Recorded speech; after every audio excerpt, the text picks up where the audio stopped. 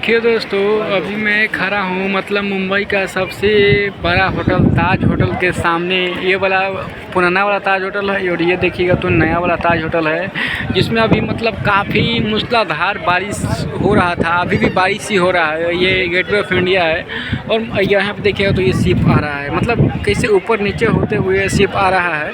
और यहाँ पर मतलब हमेशा मतलब पानी का जो लहर होता है ना, वो हमेशा आता ही रहता है। और अभी फ़िलहाल मतलब बहुत ही बारिश के जैसा ही हो रहा है, बारिश ही हो रहा है। तो देखिए बारिश के चलते मतलब कितने लोग अंदर भी घुस गए हैं। इसके अंदर देखिए कितने लोग घुस गए हैं। और ये यहाँ पे देखिए तो गेटवे ऑफ इंडिया का पूरा बोर्ड लगा हुआ है। और यहाँ भैया लोग मतलब जो फ़ोटो खींचते वहाँ वो भी यहाँ पे खड़े हुए हैं।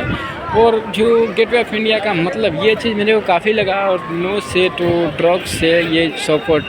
और ये देखिएगा तो ये ताज होटल मतलब देखने में मेरे को काफ़ी अच्छा लगा, ओल्ड वाला और न्यू वाला।